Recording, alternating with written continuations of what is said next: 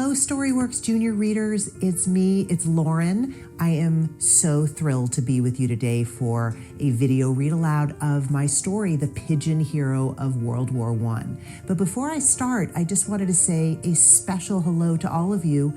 I know that you're probably watching this from your home, and I'm here filming this from my home.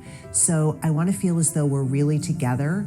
I think you're going to love this story. It was one of the favorite stories of the year for me in terms of my research. And I fell in love with this pigeon named Cher Ami. So I'm going to get started, but then I want you to wait at the end because I have something special for you, a little extra quest that I want to send you on. So here we go. The American soldiers were sure they were doomed. It was October 1918, near the end of World War I. More than 135 countries were part of this brutal war. Battles took place around the world, leaving millions of people dead by the end of the war. Now, in a dark, rainy forest in France, hundreds of American troops were in trouble. The men were surrounded by enemy German soldiers.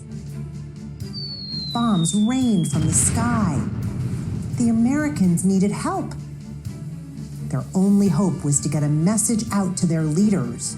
But how? There were no computers in 1918, and there were no cell phones to send text messages or take calls from. Luckily, there was one brave hero who had been trained for a moment just like this. She took off with the message and raced across the forest. She was not a soldier. She was not even a human. She was a pigeon. Her name was Cher Ami. Long ago, the only way to send a message over a long distance was to send a human runner or a pigeon. Ship captains used pigeons to send weather reports back to shore. Knights used pigeons to send news back to their kings.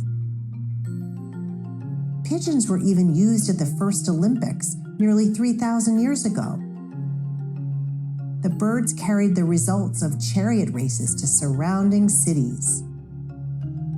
In the 1800s, new inventions like the telephone changed the way people communicated.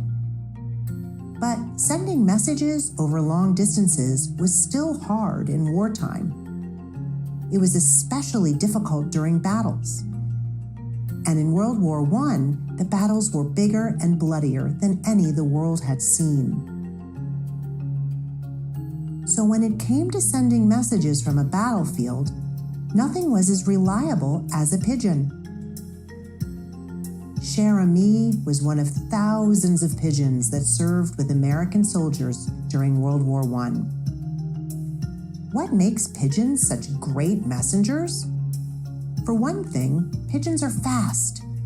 Some can fly over 60 miles per hour. They are smart too.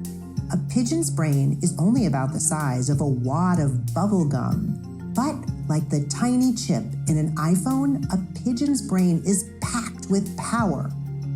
For example, pigeons can be trained to recognize letters and words.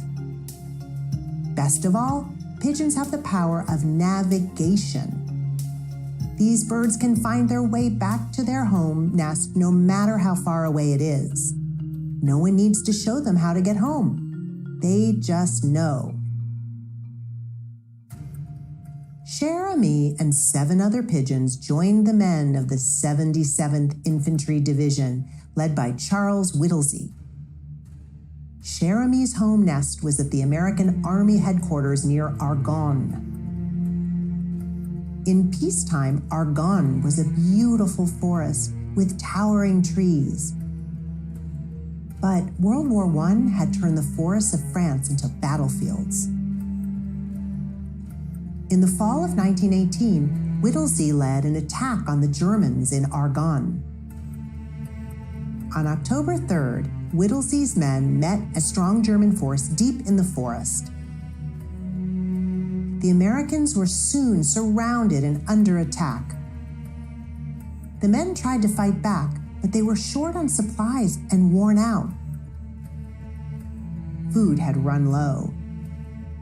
It was hard to get water. Every hour, more men were killed or wounded. Whittlesey sent out pigeons with messages asking for help. But one by one, the pigeons were shot or disappeared. The next day, American planes appeared in the sky. Whittlesey's men cheered. They thought the planes were there to help. But the planes weren't dropping supplies. They were dropping bombs. Whittlesey realized the planes didn't know that he and his men were in this part of the forest. The bombs were meant for the Germans, but instead they were killing Americans. Whittlesey frantically wrote a message to his leaders. He gave their location in the woods and said they were under American attack. He wrote, "For heaven's sake, stop it." By this time, only 2 pigeons were left, Cher-ami and one other. The other bird was scared. It flapped away before taking the message. Now it was up to Cher-ami. With the message attached, she flew up to a tree branch and perched there, still as a rock. It was as though she needed a moment to gather her courage. And then she took off like a tiny feathered missile. Almost immediately, a bullet hit her in the eye. She fell toward the ground, bleeding, but she didn't give up. She flapped her wings and rose up again. Another bullet hit her, this time in her chest, but she kept flying. A third bullet hit her right leg and nearly tore it off, but she kept flying. 20 minutes after she'd taken off, Cher-ami made it home to Army headquarters with her message. The bombing was stopped. Soldiers were sent to help Whittlesey and his men. Doctors worked to save Cher-ami's life. Her leg could not be saved, but she survived. She was fitted with a tiny wooden leg.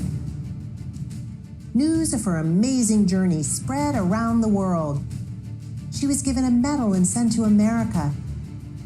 There, she was greeted as a hero who had saved the lives of nearly 200 men. World War I ended 5 weeks after Cher-ami's last flight. This war caused death and suffering for many people around the world. But there are also many stories of courage. And among these is the story of Cher-ami, the brave pigeon hero of World War I.